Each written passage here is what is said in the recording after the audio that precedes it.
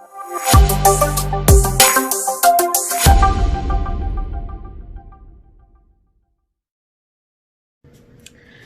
it's Jessica, and today's video is another life update video. It's been a while since I've done one. I have a lot to update, so let's go ahead and start. In my previous video, I talked about how the Board of Education office here in Jeollanam-do had decided to cut the amount of teachers here from 300 in all of the province down to 100, so just to cut 200 teaching positions. And that I was super nervous about it, and I talked about all my thoughts. So if you haven't already seen that, or if you want to know more about that, you can go ahead and look at my previous video. But good news, we had good news. About, I would have to say, 2 weeks ago, so it's been a while, sorry. 2 weeks ago, all of the teachers got an email telling us that if our school had said yes to our renewal, and the teachers, like ourselves, we had said yes to renew our contracts at the school that we are currently working at. If both parties said yes, then we were approved to stay, so that was good news. But all the teachers who wanted to transfer to another school, they obviously were denied that, and they have to go back home to their home country, or just leaving Korea or getting a new job through a different program. But regardless, all the teachers who said yes and their schools said yes, they're able to teach here still. So I'm included in that category, as well as the majority of my friends who wanted to stay in Korea. They had wanted to renew, and their schools had also agreed for the renewal. So thank goodness, that's one stress that was lifted off of all of us foreign teachers, our shoulders. We had gotten no information regarding when we would find out if we were gonna stay or not, or what how they were deciding who was gonna stay and who was not going to stay. So we were all just waiting for any news, and I think after a couple weeks, yeah, we got that email, and whew, thank goodness. So that was good. Thank God. Oh my God. Yes, sorry. I'm just so happy that that happened. And on the other hand, here in Korea, we've had a rise in cases, not like significantly like in the States, but definitely more than the previous weeks. So within I would have to say about these last 3 weeks, we've slowly gotten more and more cases, especially here in Jeollanam-do, which is the province that I live in and work in, and that's the program. The program I'm teaching through is JLP, Jeollanam-do Language Program, I believe. That might be what JLP stands for. Anyways, in our province, Jeollanam-do, we had not gotten many cases of the virus compared to other provinces in Korea. I would have to say, I don't know for sure, but I would assume that we would be one, if not the lowest, one of the lowest provinces with the lowest cases here in Korea. But within this past couple weeks, we've gotten significant amount. The city that's getting hit the most, it's not in Jeollanam-do, but it's called Gwangju, and Gwangju is its own province as well as a city. I think previously in historical, like in history, Gwangju was a part of Jeollanam-do.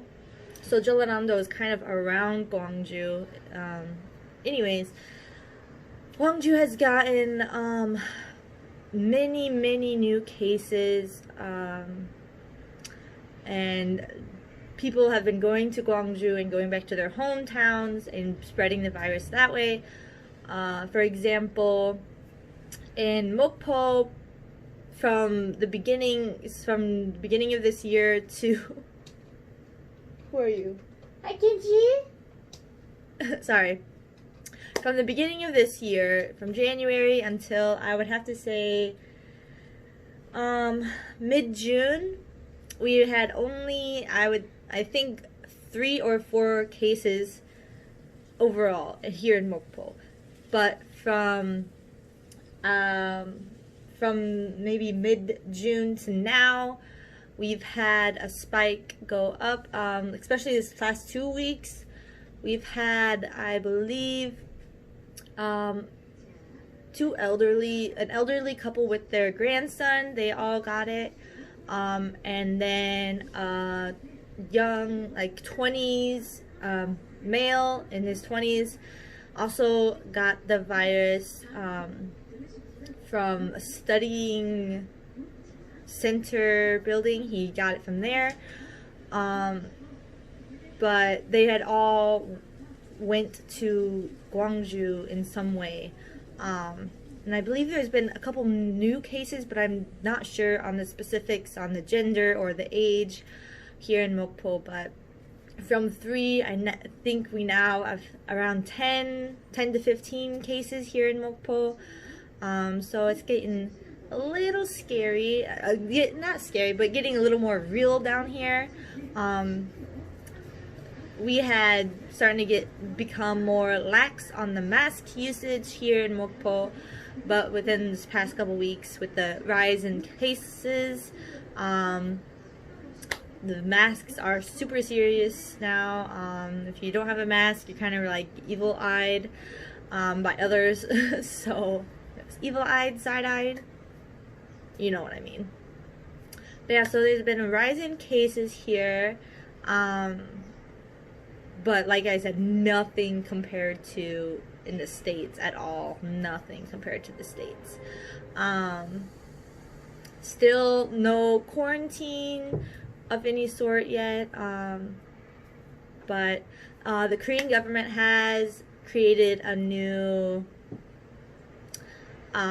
quarantine stages rule, that if we have a certain amount of cases, I think it was over 50 cases, new cases a day for a week, each day for a week, then it'd go to stage 1 of the quarantine, which is just not being in any spaces with 50 people or more. And I'm sorry, I'm not sure about the other stages, but this if you want to look that up, you can go ahead and Google that. But yeah, so that's a new thing, that if it does get to that point, I'm not sure if we do get 50 new cases a day for a week, I'm not sure how that'll affect teaching at the school. I'm sure it'll just go back to online teaching. But yeah, that's new information, new rules, laws, regulations here in Korea. But yeah, also a new thing, not really connected to the virus, but more so myself personally. Last week I found out Monday that my school is going to have the summer English camp still. Which I was hoping that we weren't going to do, because just to be safe, first of all, and second of all, just to have a break from worrying about possibly catching the virus and giving it to students, or students catching the virus and give it to me, something like that. But unfortunately, my school did decide to have our English camp this year.